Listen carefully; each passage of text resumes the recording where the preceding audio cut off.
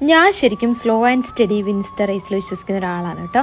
അതുകൊണ്ട് തന്നെ ഒരു സ്മോൾ ബിസിനസ് സ്റ്റാർട്ട് ചെയ്ത സമയത്ത് എനിക്കത് ഇൻ കേസ് അത് ഫ്ലോപ്പായി പോയാലും അതിനെ അക്സെപ്റ്റ് ചെയ്യാനുള്ളൊരു മാനസികാവസ്ഥ ഉണ്ടായിരുന്നു. പിന്നെ പതിയെ പതിയെ ഒരു ഗ്രോത്ത് മതിയെന്നും ഞാൻ വിചാരിച്ചിട്ടുണ്ടായിരുന്നു.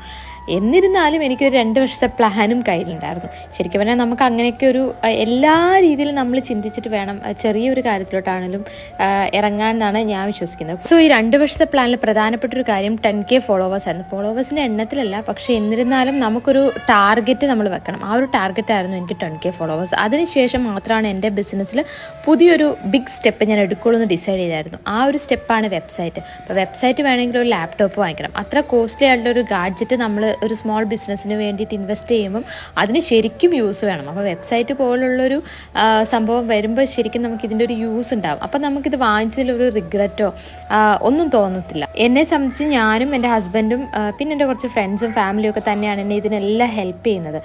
മാക്സിമം ഞാൻ വേറെ ആൾക്കാരെ ഇൻക്ലൂഡ് ചെയ്ത് അതിലേക്ക് ഫൈനാൻസ് ഇറക്കാതിരിക്കാനാണ് ഞാൻ നോക്കുന്നത്. അറ്റ്ലീസ്റ്റ് കുറച്ച് നാളത്തേക്കെങ്കിലും നമ്മളെക്കൊണ്ട് ചെയ്യാൻ പറ്റുന്ന മാക്സിമം കാര്യങ്ങൾ നമ്മൾ തന്നെ നമ്മുടെ ബിസിനസ്സിന് വേണ്ടി ചെയ്യണമെന്നാണ് ഞാൻ വിചാരിക്കുന്നത്. നമ്മുടെ ഈ ഫ്രണ്ടാണ് നമുക്ക് വേണ്ടിയിട്ട് വെബ്സൈറ്റ് ക്രിയേറ്റ് ചെയ്യുന്നത്. അതുകൊണ്ട് തന്നെ നമുക്കത് ഫ്രീ ഓഫ് കോസ്റ്റിലാണ് ചെയ്തത്. സോ അതും നമുക്കൊരു പ്ലസ് പോയിന്റ് ആണ്, നമ്മളെ സഹായിക്കാൻ ഒരുപാട് പേരുള്ളത്.